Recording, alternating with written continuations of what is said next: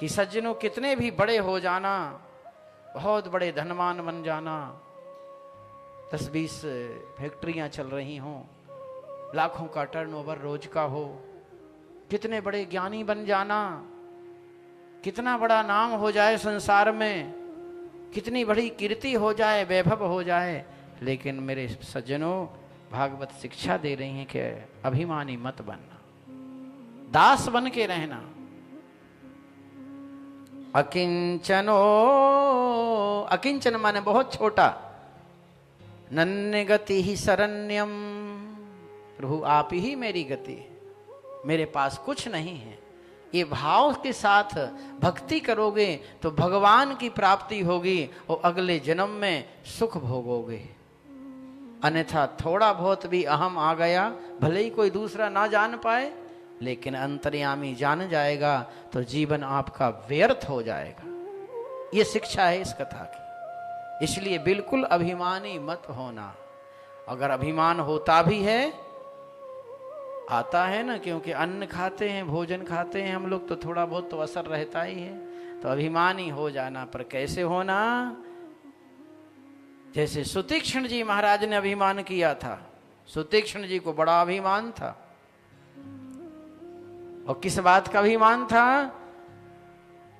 बोले मैं सेवक रघुपति पति मोरे, अस अभिमान जाहे नहीं भोरे,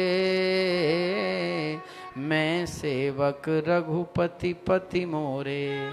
भगवान हमारे प्रभु हैं, पति हैं, पिता हैं, गुरु हैं, जगत पति हैं, जगत पिता हैं, जगत गुरु हैं, और हम उनके छोटे से छोटे सेवक हैं। ऐसा अभिमान तो खूब करना, लेकिन ये मत करना कि अरे मेरे समान कोई है ही नहीं, मैं बहुत बड़ा ज्ञानी, मैं बहुत बड़ा धर्मात्मा, मैं बहुत बड़ा पुण्यात्मा, मैं बहुत बड़ा धनी व्यापारी, मैं बहुत बड़ा, जो भी बड़ा शब्द है उसको हटा देना और दास बन के रहना। तृणादपि सुनीचेन तरोरपि सहिष्णुना। ये बात मनु महाराज ने, देवऋषि नारद ने ध्रुव जी से कही थी। जब ध्रुव जी ने यक्षों का संहार कर दिया, ध्रुव के छोटे भाई उत्तम को यक्षों ने मार दिया था, क्योंकि वहां पेड़ तोड़ रहे थे कुबेर नगरी में जाकर के, यक्षों ने समाप्त कर दिया। ध्रुव जी को पता चला, ध्रुव जी गए तो कई यक्षों को मार दिया। जब नारद जी को, मनु महाराज को पता चला तो ब्रह्मा जी को साथ में लेके गए, समझाया, तब कहा था ये शब्द कि ध्रुव तुमने भगवान को प्राप्त कर लिया था 4 महीने के भजन से, और तुम जीवों की हिंसा कर रहे हो। भगवान के भक्त के लक्षण क्या हैं? बोले तृणादपि सुनीचेन तरोरपि सहिष्णुना। तृण के समान छोटे बन जाना, घास फूस के समान रह जाना, लोग पैर धरते हुए निकल जाएं कुचलते हुए, लेकिन घास फूस को कोई अंतर नहीं पड़ता, वह भी जीव है।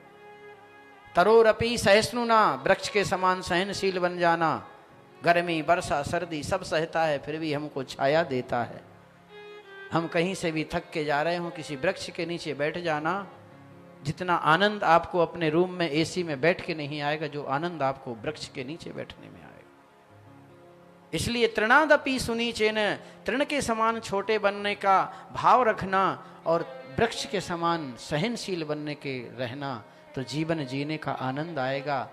इसलिए कथा श्रवण कराई है सुखदेव जी ने कि भगवान जब देवताओं के राजा इंद्र का भी अभिमान नहीं रखते तो हम लोग कहाँ आते हैं। इसलिए अभिमान नहीं करना। बोलो भक्त वत्सल भगवान की, गिरिराज महाराज की।